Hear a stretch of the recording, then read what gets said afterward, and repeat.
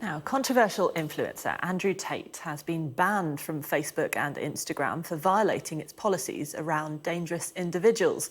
The kickboxer has gained notoriety online for his misogynistic and offensive comments towards women. The decision has been hailed by a number of campaign groups which claim Mr. Tate poses a genuine threat to young people. Well, joining me now is activist and author of the upcoming book titled How to Stay Safe Online, Seyi Akiwowo. Thanks for joining us today. So, for the uninitiated, could you just explain who Andrew Tate is and what exactly it is that he's doing?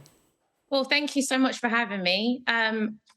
To summarize Andrew Tate, he is somebody that has used his platform to spread hate online, particularly against women and misogynistic content. But Andrew Tate isn't the only person who does this online and is able to make a lot of profit from hate. And so it would be remiss of us to make this conversation just about Tate and not about the systems and the culture in which breeds people like Tate and also makes it that this career is attractive to people. And when it comes to Andrew Tate, how has he been so successful in spreading these horrible messages?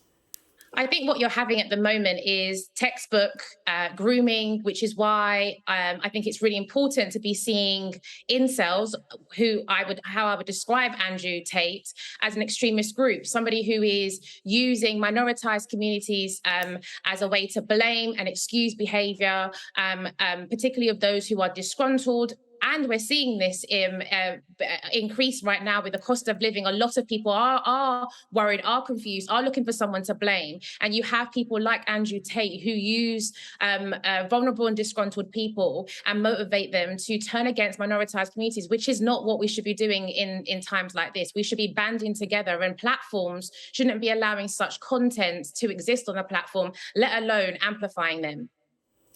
So I understand he's been banned from Facebook and Instagram, but lots of his videos still live on other platforms like TikTok. How will it ever stop?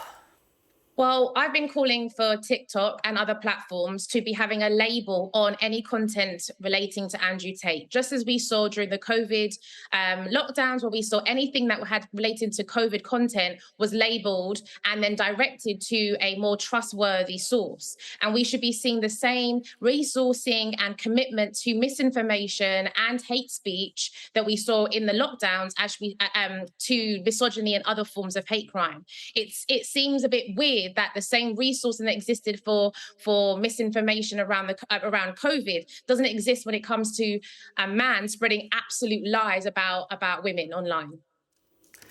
And you mentioned that Andrew Tate isn't the only one spreading this sort of thing online.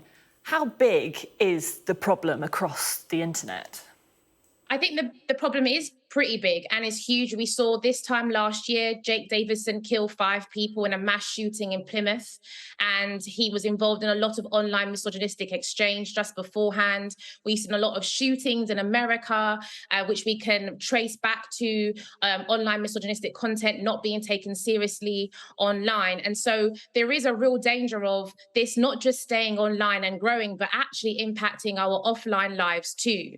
And so I think it's really important that we have all social media companies not make this a PR stunt about Tate, but make sure that they have systems that take extremist content like this seriously.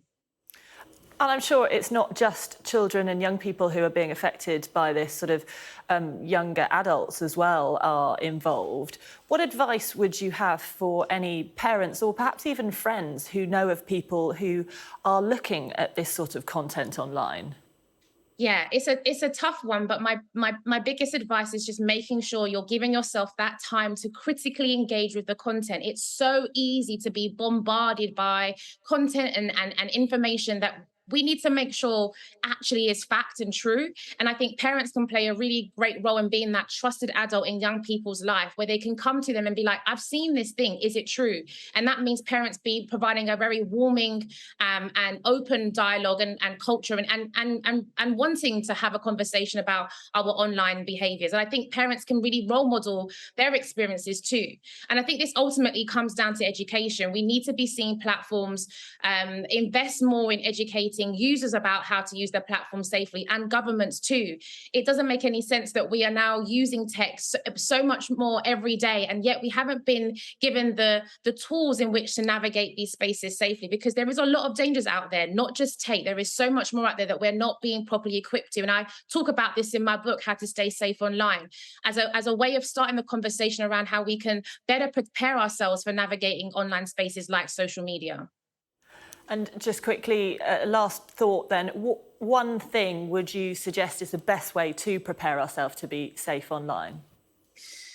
Oh, you're putting me on the spot there, Chloe. If I had to choose, I would say setting intentions around how you want to use the online space and feeling like you are able to stick up for your beliefs online in a way that doesn't now hurt or offend somebody else. I think we see a lot of bystanders online that see this content and think, oh, that's actually not appropriate, but don't do anything about it. Actually, if more of us were reporting and calling out people like Andrew Tate and other misinformation online and hate speech, we would actually have a much kinder and safer online experience.